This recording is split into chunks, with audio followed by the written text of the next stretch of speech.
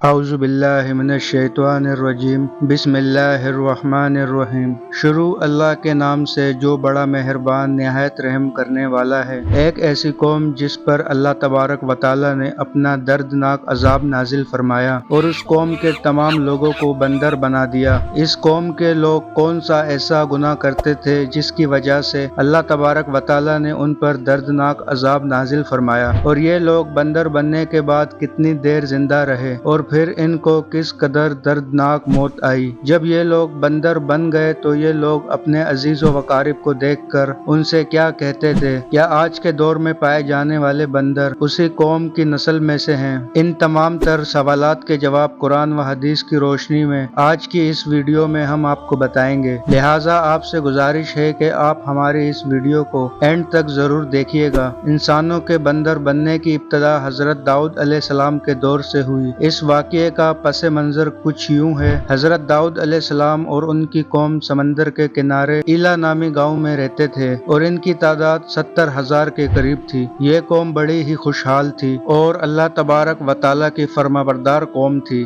اس قوم کو اللہ تبارک و تعالیٰ نے بے شمار نعمتوں سے نوازا تھا۔ ہر طرف سرسبز و شاداب باغات اور ہر طرف ہریالی ہی ہریالی تھی اور اللہ تبارک و تعالیٰ کی بے پناہ کرم نوازی تھی۔ یہ لوگ اپنی اس زندگی میں بہت خوش تھے۔ حضرت داؤد علیہ السلام کی قوم چونکہ سمندر کے کنارے رہتی تھی تو اللہ تبارک و تعالیٰ کا ان پر یہ خاص کرم تھا کہ سمندر کے اس کنارے پر بے پناہ مچھلیاں آتی تھی جن کا یہ لوگ کاروبار کرتے تھے اور بہت ہی خوشحالی والی زندگی گزار رہے تھے۔ جب یہ قوم اللہ تبارک و تعالیٰ کی نعمتوں کی وجہ سے خوشحال ہو گئی تو اللہ تبارک و تعالیٰ کی نافرمانی پر اتر آئی اور طرح طرح کے گناہوں میں مبتلا ہو گئی۔ تو پھر ایک دن اللہ تبارک و تعالیٰ نے اس قوم کا امتحان لینے کا ارادہ کیا اور حضرت داؤد علیہ السلام کو وحی بھیجی کہ اپنی قوم سے کہہ دیں سنیچر کے دن یعنی ہفتے والے دن مچھلی کا شکار کرنا بند کر دیں۔ ہفتے والے دن مچھلی کا شکار حرام فرما دیا اور یہاں سے اس قوم کی بربادی شروع ہو گئی۔ حضرت داؤد علیہ السلام نے اپنی قوم کو بتایا کہ اللہ تبارک و تعالیٰ نے ہفتے والے دن مچھلیوں کے شکار کو حرام قرار دے دیا ہے، تو وہ لوگ بہت ہی زیادہ پریشان ہو گئے اور ساری قوم سر جوڑ کر بیٹھ گئی، کیونکہ ہفتے کا دن وہی دن تھا جس میں مچھلیاں وافر مقدار میں آتی تھی اور خود بخود کنارے پر آ جاتی تھی، اور باقی دن ایسے تھے بہت کم اور نہ ہونے کے برابر مچھلیاں پکڑی جاتی تھی۔ اس قوم کا گزر بسر چونکہ مچھلیوں کے شکار پر تھا، اس وجہ سے اللہ تبارک و تعالیٰ کا حکم سن کر قوم پریشان ہو گئی۔ یہ نہیں جانتے تھے کہ اللہ تبارک و تعالیٰ کی طرف سے یہ ایک آزمائش ہے۔ پھر ایک دن شیطان نے ان کو وسوسہ ڈالا کہ سمندر سے نالیاں نکال کر خشکی میں بڑے بڑے حوض بنا لیے جائیں۔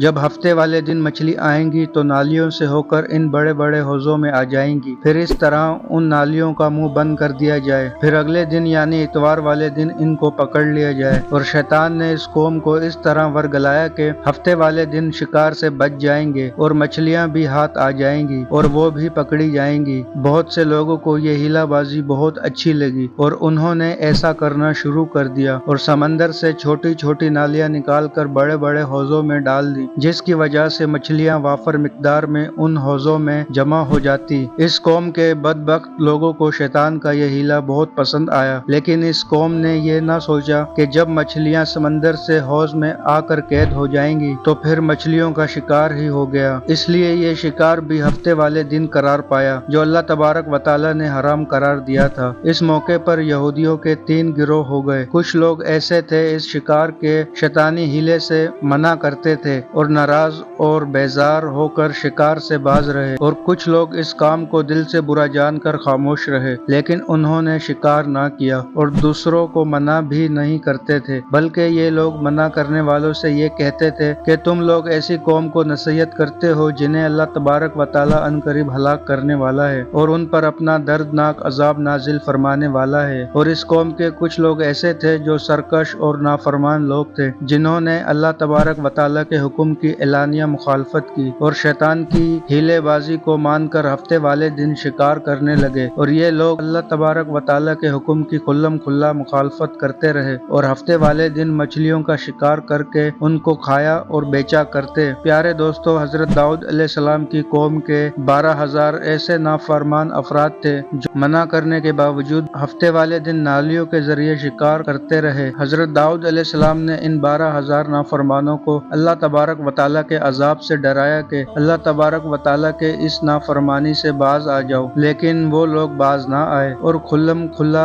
شکار کرنے لگے۔ چنانچہ وہ لوگ جو اس بات کو برا جانتے تھے، ان لوگوں نے اپنے اور ان نافرمانوں کے درمیان ایک دیوار کھڑی کر دی، جس کی ایک طرف وہ 12,000 نافرمان رہتے تھے اور دوسری طرف وہ لوگ تھے جو شکار سے باز رہے۔ حضرت داؤد علیہ السلام نے اپنی قوم کو بارہا سمجھایا، لیکن یہ لوگ نافرمانی سے باز نہ آئے اور اس طرح اللہ تبارک و تعالیٰ کی نافرمانی کرتے رہے اور شکار کرتے رہے۔ پھر ایک دن حضرت داؤد علیہ السلام نے غضبناک ہو کر شکار کرنے والوں پر لعنت فرما دی۔ اس کا اثر یہ ہوا کہ ایک دن خطا کاروں میں سے کوئی بھی اپنے گھر سے باہر نہ نکلا۔ یہ منظر دیکھ کر کچھ لوگ ان کی دیواروں پر چڑھ گئے تاکہ معلوم ہو سکے وہ لوگ کس حال میں ہیں۔ جب ان لوگوں نے ان نافرمانوں کو دیکھا، وہ سب کے سب بندر کی صورت میں مسخ ہو چکے تھے۔ اللہ تبارک و تعالیٰ نے ان کی نافرمانی کی وجہ سے ان پر اپنا دردناک عذاب نازل فرمایا اور ان کو انسانوں سے بندر بنا دیا۔ جب لوگ ان مجرموں کا دروازہ کھول کر ان کے گھر میں داخل ہوئے تو وہ بندر اپنے رشتہ داروں کو پہچانتے تھے، ان کے پاس آ کر ان کے کپڑوں کو سونگھتے تھے